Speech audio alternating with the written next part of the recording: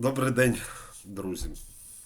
Звертається до вас Андрій Ярмоленко, художник-дизайнер. Просто патріот, який, я не боюсь це слова, його дискредитують весь час, але я не боюсь сказати. Мені болить за Крим. В кінці минулого тижня, як стало відомо, перепинили державне фінансування АТР. Без державного фінансування телеканал АТР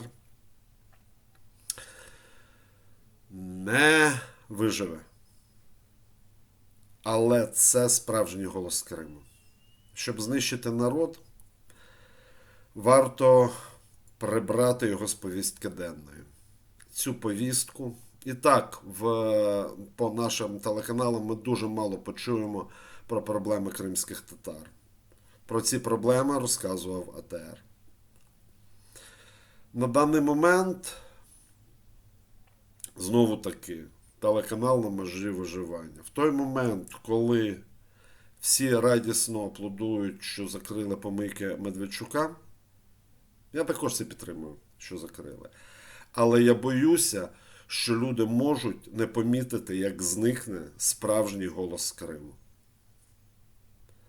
Українська влада хоче, щоб телеканал АТР надавав послуги цій владі. Знімали для неї ролики і робили її замовлення. Я вважаю, що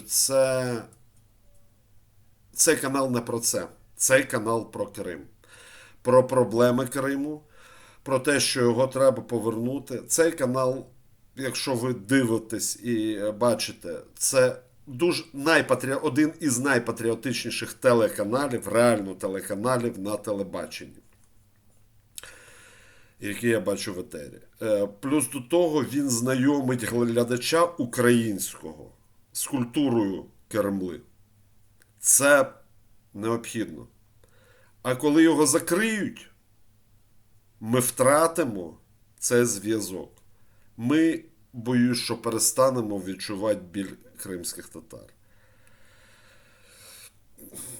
У мене немає слів, тому що я вважаю, що це реальна зрада і що так співпало закриття телеканалів Медведчука і припинення фінансування АТР – це не випадково. Мені здається, особисто мені здається,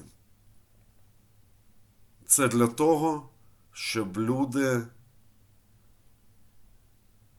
для людей непомічено пройшло зникнення голосу Криму. Отже, Save АТР. Голос Криму має бути в ефірі.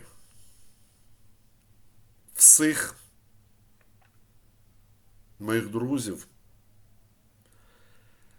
закликаю приєднатися до захисту телеканалу АТР. Ми і так довго мовчали. І не помічали проблем кримських татар. Зараз ми маємо за своє мовчання анексований Крим. Крим має бути повернутий, АТР має функціонувати, голос Криму має бути в ефірі. Дякую.